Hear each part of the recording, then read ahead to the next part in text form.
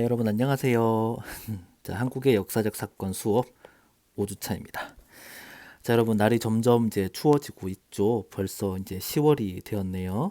자, 여러분들 감기 조심하시고 이제 또 중간고사도 다가오고 있죠. 그리고 아마 과제들도 많이 있을 건데 여러분 중간고사와 과제가 어렵다고 포기하지 마시고 수업을 하나씩 하나씩 천천히 들으면 이번 학기 때 여러분들이 원하는 그런 성적들을 다 잘 받을 수 있을 거라고 생각을 합니다. 자, 그래서 여러분 조금 힘들어도 파이팅을 하시면 좋겠습니다. 자, 그럼 수업 시작하도록 하겠습니다. 자, 오늘의 목차입니다. 자, 우리가 지난 시간에는 고려의 시작부터 끝까지 있었던 그 역사들을 한번 쭉 다 살펴봤어요. 그렇죠? 자, 그래서 이번 시간에는 크게 고려 시대의 문화, 자, 그 문화 중에서도 불교와 또 다른 몇 가지 문화들을 간단하게 살펴볼 거고요.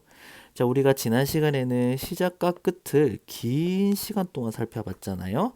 그런데 이 긴 고려의 역사들 중에서 굉장히 유명한 사건이 5가지가 있었는데 이 유명한 사건들을 한번 천천히 살펴보도록 하겠습니다. 자, 만약에 시간이 안 되면 이 5가지 중에서 짧게 한 3가지 정도만 보려고 하는데 선생님도 사실은 잘 모르겠어요. 사실 이 재미있는 역사 이야기들을 다 소개해주고 싶기는 해요. 자, 어쨌든 시작하도록 하겠습니다. 자, 첫 번째는 고려시대의 문화입니다. 자, 그래서 고려시대에는 이렇게 거란 몽골들과 같이 외국으로부터 공격을 많이 받았어요. 하지만 고려 사람들은 어때요? 어려움들을 이겨내고 우수한 민족 문화를 만들어 나갔어요.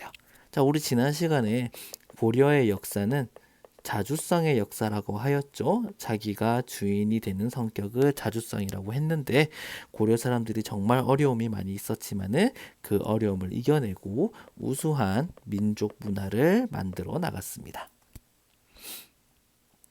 자, 그래서 이번 시간에는 고려 시대의 문화들 중에서 종교와 또 대표적 문화들을 간단히 살펴보려고 해요. 재밌겠죠? 자, 그래서 첫 번째는 불교입니다.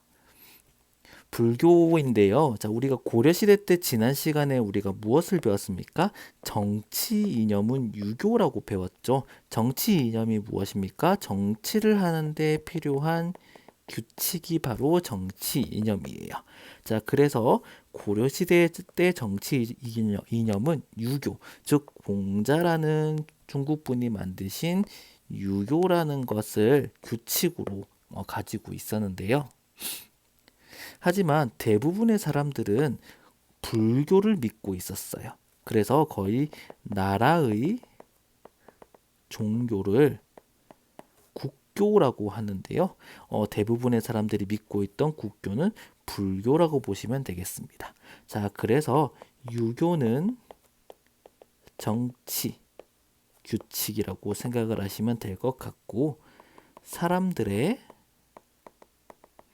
마음에는 다들 불교를 믿고 있었다라고 생각하시면 될 것 같아요. 자, 이 불교는 누가 만들었나요?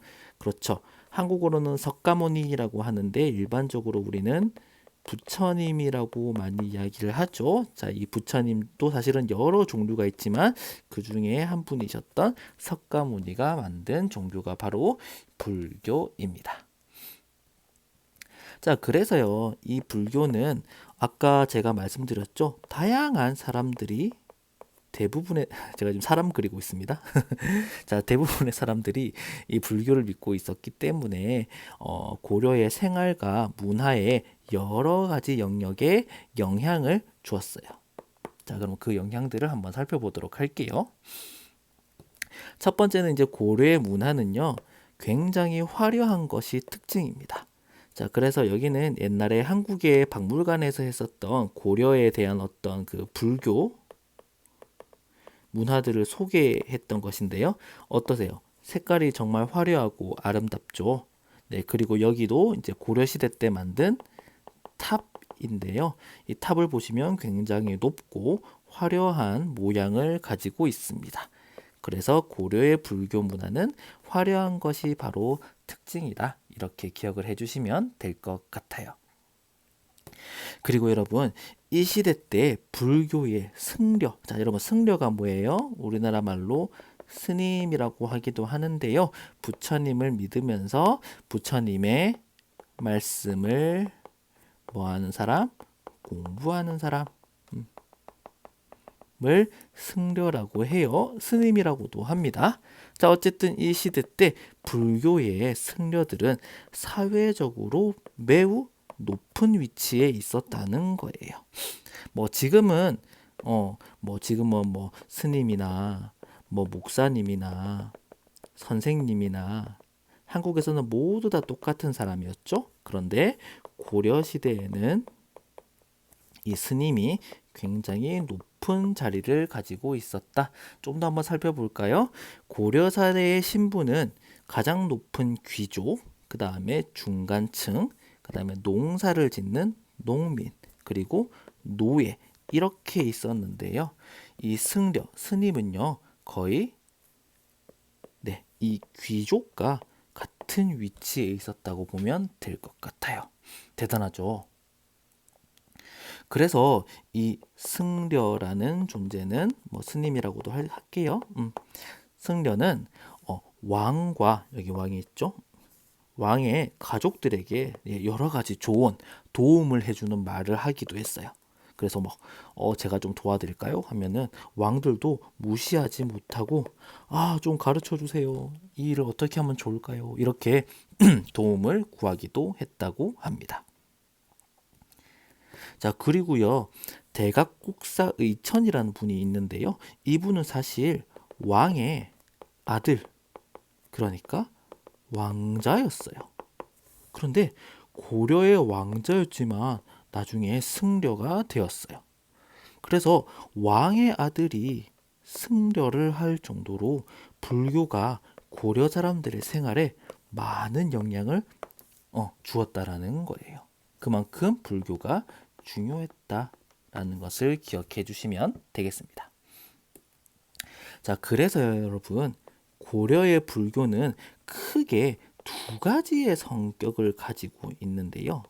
몇 가지? 두 가지. 자, 그래서 보시면 첫 번째는 살아있는 동안 복을 받고 싶어. 여러분도 그렇습니까? 여러분 어떤 복을 받고 싶습니까? 돈을 많이 벌고 싶으세요? 아니면 결혼을 하고 싶으세요? 취직도 하고 싶죠? 네, 선생님도 돈 많이 벌고 싶네요.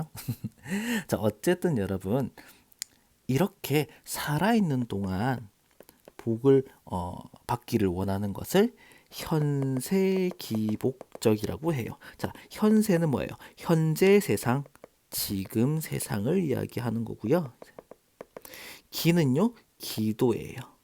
복은요, 네, 여러분 알고 있는 그 복이에요. 지금 세상에서 복 받기를 기도하는 것을 현세기복적이라고 합니다. 자, 그래서 고려 불교의 성격 두 가지 중에 하나는 바로 무엇이라고요? 현세기복적이에요. 자, 이거 꼭 기억해 주세요. 네, 선생님이 중요한 거는 체크를 할게요. 현세기복적, 현재 세상에서 복 받기를 기도하는 것. 자, 그리고 나머지 또 다른 성격은 어떤 게 있을까요? 자, 고려는요, 사실 여러 나라와 전쟁을 많이 했기 때문에 많은 사람들이 괴로움을 겪었거든요. 전쟁 좀 그만하자. 괴롭다. 이런 거죠. 그래서 나라의 안정과 평안을 굉장히 원했다고 하네요. 그래서 나라의 안정과 평안을 바라는 것을 호국적이라고 합니다. 그래서 나라의 평안을 기도하고요. 나라를 보호하기를 기도했습니다. 자, 호는 보호하다 할 때 호예요. 국은요. 나라입니다. 나라를 보호하고 나라가 평안하기를 기도하는 것이 바로 호국적이에요. 그래서 첫 번째 특징은 현세기복, 두 번째 특징은 호국, 이 두 가지를 기억해 주시면 되겠습니다. 이게 바로 뭐라고요? 고려 불교의 성격이다. 이렇게 기억을 해 주시면 좋겠습니다. 자, 그래서 여러분, 사람들이 이렇게 불교의 성격을 가지고 불교를 사랑했는데요. 이러한 사랑했던 그런 성격들, 불교의 성격들, 죄송해요. 불교의 성격과 사람들이 불교를 믿는 이 마음은요, 다양한 불교 행사를 통해서 알 수가 있었어요. 그 중에서 제일 대표적인 것들은요, 연등회와 팔관회가 대표적인데요. 자, 연등이 뭐예요? 이렇게, 네, 빛이 나는 등. 역시 여러분, 혹시 여러분들 그 한국에서 살면서 부처님 오신 날이 음력 4월 1일인데요. 이날 절에 가시면 이 연등회를 볼 수 있습니다. 혹시 여러분들 한국에서 살면서 본 적이 있나요? 네, 정말 예쁘니까 다음에 시간이 되면 한번 가보시면 좋겠네요. 자, 그리고 또 팔관회라는 이런 불교 행사들이 있었어요. 그래서 고려시대 때 가장 유명했던 불교 행사는 연등회와 팔관회가 있었습니다. 자, 그래서 고려 사람들은 이러한 불교 행사에 아주 많은 사람들이 참석을 했겠죠. 왜냐하면 대부분 다 불교를 믿고 있었으니까요. 자, 그래서 불교 행사에 가서 네, 지금 이 사람들 뭐 하고 있죠? 뭔가 춤을 추고 있죠? 네. 그래서 춤을 추거나 또 노래를 부르거나 또 술을 마시면서 나라와 왕의 가족들이 편안해지기를 기도하였다고 하네요. 그렇죠? 자, 나라가 편안해지는 거, 왕실이 편안해지는 거, 이거 무엇입니까? 네, 호국적이죠. 네, 그리고 또 하나 뭐 있었다? 현세, 기복. 네, 현재 세상에서 복받기 원하는 거. 이거 두 개 선생님이 계속 이야기하니까 중요하겠죠? 기억해 주시면 좋겠습니다. 자, 그런데요, 여러분. 많은 사람들이 이렇게 불교를 믿고 있었지만, 나라에서 불교를 너무 좋게 대해줬어요. 그 좋게 대해주는 것을 우대한다고 하거든요. 그래서 불교에 지나치게 우대하는 정책을 펼쳤기 때문에 여러 가지 문제가 생겨났는데요. 이게 바로 불교의 한계라고 보시면 되겠습니다. 자, 어떤 문제가 있었는지 한번 볼게요. 자, 첫 번째, 불교 행사를 너무 많이 해서 나라에 돈을 많이 썼다는 거예요. 뭐 연등에도 계속하고 팔간에도 계속하고 또 그 외에 다양한 불교 행사들을 너무 많이 했는데 이거 다 누구 돈이에요? 그렇죠. 우리들의 돈인 거죠. 세금이죠. 세금은 어떻습니까? 나라의 돈이겠죠. 그런데 계속해서 이런 불교 행사를 많이 하게 되면 나라의 돈이 없어지겠죠. 네, 그래서 이게 문제가 되었다고 합니다. 아, 이거 다 우리 돈인데 이렇게 생각을 했나 봐요. 자, 그리고 두 번째는요. 승려들이 사람들에게 돈을 빌려줘요.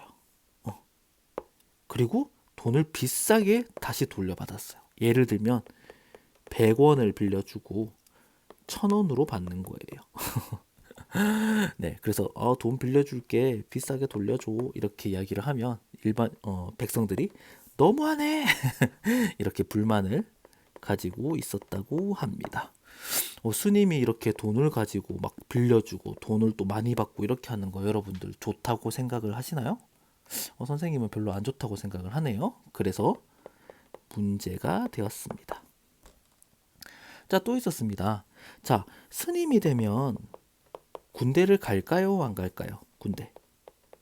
안 가겠죠. 그래서 군대를 가기 싫어하는 사람들이 군대 가기 싫어하면서 네, 모두 다 승려가 되기도 하여서 문제가 많았습니다. 자, 이게 왜 문제가 됐을까요? 고려는 다른 나라의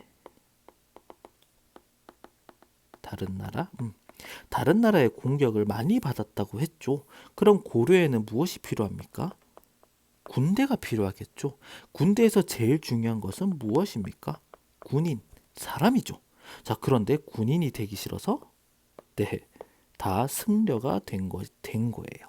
그래서 문제가 많았다고 합니다. 그래서 고려 말부터는요, 새로운 정치 세력이 된 신진사대부라는 사람들이 있었는데요. 자, 이 사람들을 우리 지난 시간에 과거 시험이라는 시험을 통해서 네, 나라의 공무원이 되었던 사람들이죠. 자, 이 사람들은 불교를 믿지 않고 보통 유교를 믿고 있었어요. 그러다 보니까 당연히 불교가 좋지 않다고 생각을 했겠죠. 그래서 신진사대부들이 점차 조금씩 불교를 몰아내기 시작했다. 없애기 시작을 했어요. 이 사람들은 불교가 쓸데없는 종교라고 그렇게 생각을 하고 있었다고 합니다. 네, 여기까지 우리가 불교에 대해서 또 배워봤는데요. 다음으로는 우리가 고려시대의 문화에 대해서 한번 살펴보도록 하겠습니다. 자, 그래서요. 자, 고려시대의 예술은 귀족적인 느낌의 예술 작품이 많은 것이 특징이었어요. 자, 여러분, 귀족은 어떻습니까? 보통 사람들이 노예가 있고, 보통 사람들이 있고, 또 귀족들이 있죠. 자, 이 귀족들은 돈이 많겠죠. 자, 돈이 많으니까 어때요? 화려하겠죠. 그래서 화려한 느낌의 예술 작품이 굉장히 많았다고 하네요. 자, 한번 살펴볼까요? 어떤 것들이 있었는지. 그 중에서도 여러분, 고려청자라는, 자, 이렇게 생긴 모양의 물건을 우리 무엇이라고 합니까? 도자기라고 합니다. 들어본 적이 있으세요? 네. 그래서 고려청자는 도자기의 한 종류인데요. 그 중에서도 고려청자라는 도자기가 굉장히 유명했다고 하네요. 자, 이거 꼭 기억해 주세요. 자, 고려청자 무슨 뜻이냐고 하냐면 고려시대의 청은 파란색 또는 초록색을 다 청색이라고 해요. 그래서 고려시대의 파란색, 초록색의 도자기를 고려청자라고 합니다. 그래서 고려청자를 기억해 주시면 감사하겠습니다. 자, 그래서 고려청자는 아까 이야기한 것처럼 도자기의 한 종류인데요. 여러분, 우리 보석 중에는 금도 있고요. 은도 있고요. 또 다이아몬드도 있죠. 자, 그런데 이런 거 말고요. 비취라는 보석이 있어요. 비취가 바로 이게 비취인데요. 이 비취라는 보석하고 색깔이 어때요? 비슷하죠. 그래서 비슷한 색의 도자기가 바로 고려청자였어요. 자, 그래서 이 고려청자는요. 부드러운 곡선미. 자, 여러분, 곡선이 뭐예요? 자, 이렇게 가는 건 직선. 이렇게 가는 건 곡선이에요. 자, 미는 뭐예요? 예쁘다라는 뜻이에요. 그래서 곡선미가 무엇입니까? 요렇게 이 선이 참 예쁘죠? 그래서 부드러운 곡선미와 아름다운 무늬. 자, 여기 보시면 이 무늬들이 참 아름답죠? 아, 선생님은 그렇게 생각하나요?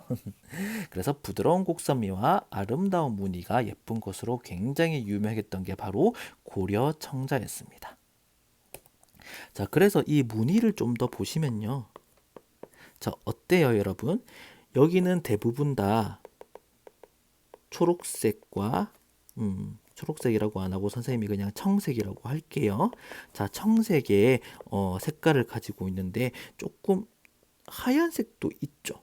색깔이 다르죠. 자, 이걸 어떻게 만들었느냐면 고려 청자에 있는 무늬는 여기에 있는 흙을요 밖으로 파냅니다. 그리고 여기에다가 다른 재료를 넣어서 만들었어요. 그렇기 때문에 색깔이 여기는 약간 하얀색, 여기는 청색 이렇게 서로 색깔이 달랐던 거예요. 그런 기술을 사용했는데요.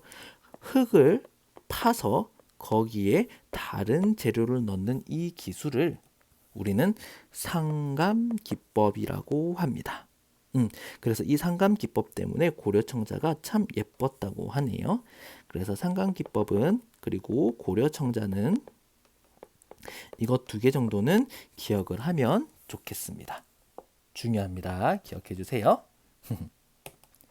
자, 그래서요, 여러분, 이 상감 기법은요, 다른 나라의 도자기에서는 찾아볼 수 없는 이 고려만이 가지고 있는 특별한 기술이었고요. 그렇기 때문에 지금도 고려청자는 세계적으로 높은 평가를 받고 있고 아주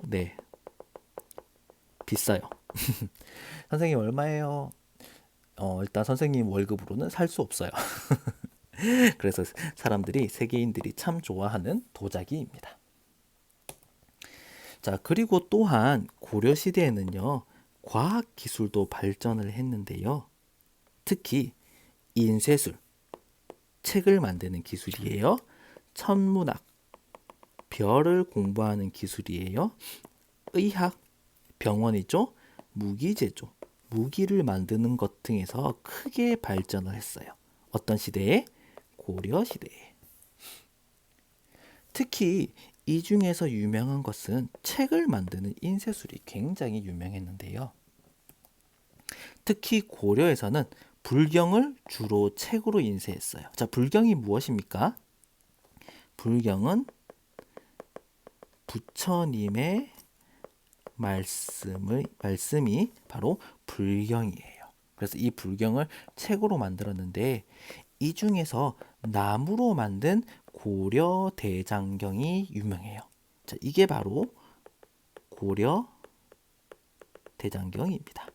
자, 어떻게 책을 만들까요? 여기에다가 잉크를 바르겠죠. 잉크를 이렇게 쭉 바르고요. 잉크는 검은색이겠네요. 이렇게 검은색으로 바르고요. 그 다음에 여기다가 종이에다가 이거를 누르면 어떻게 될까요? 책이 되겠죠. 네, 이런 식으로 만들었던 거예요. 자, 그래서 나무로 만든 이 고려 대장경이 굉장히 유명했다고 합니다. 자, 그런데 고려 대장경이 무엇이냐면 선생님이 이번 전 시간에 몽골 제국에서 고려를 공격했다고 했죠. 자, 그때 사람들은 몽골 제국의 공격을 부처님의 힘으로 이겨내고자 하는 마음, 막아내고자 하는 마음으로 만든 게 바로 고려 대장경이었어요. 그래서 부처님의 힘으로 몽골의 공격을 이기자 이런 마음으로 만든 게 바로 고려 대장경이었습니다. 자, 그런데요, 여러분. 선생님이 아까 고려대장경을 보여줬는데 이 고려대장경의 목판, 즉 나무로 만든 판은요. 양이 정말 많은 것으로 유명해요. 여기 있는 게 전부 다 고려대장경이에요. 여기에도 있고요. 여기에도 있고요. 여기에도 있고요. 여기에도 있고요. 그리고 이 뒤에 더 많이 있어요. 자, 그래서 그 양이 얼마나 많았느냐면 8만 장이었어요. 8만 장. 이거 하나가 한 장이거든요. 이게 8만 장이 8만 개나 있었다라는 거예요. 오, 대단하죠? 그래서 고려 대장경은 별명이 있는데요. 바로 8만 개의 고려 대장경, 즉 8만 대장경이라고 부르기도 합니다. 자, 그래서 8만 대장경이나 고려 대장경의 이름 정도는 기억을 해주시면 좋겠습니다. 자, 그래서요, 이 고려 대장경은요, 글자의 모양과 크기가 다 똑같아요. 그런데 이거는 기계가 만든 게 아니라 사람이 만들었거든요. 근데 사람이 이 글자 하나하나의 크기와 모양을 다 똑같이 만든 거예요. 정말 대단하죠. 그리고 굉장히 아름다운 것이 특징입니다. 그리고 또 하나 우리가 봐야 될 것이 있는데 고려는 세계 최초로 금속 활자를 만든 나라예요. 자, 아까 우리 고려 대장경은 무엇으로 만들었나요? 나무로 만들었죠. 자, 그런데 또 세계 최초로 금속이 무엇입니까? 쇠입니다. 쇠로 책을 만드는 기계를 만든 나라가 바로 고려였어요. 자, 여기에다가 잉크를 이렇게 발라서 어때요? 종이에다가 누르면 책이 될 수 있겠죠? 자, 그래서 보시면 우리가 일반적으로 금속 활자를 제일 먼저 만든 사람은 독일의 구텐베르크라는 사람으로 알려져 있어요. 나 알지? 그런데 나중에요, 고려에서 이 금속 활자를 먼저 만든 것으로 확인이 되었어요.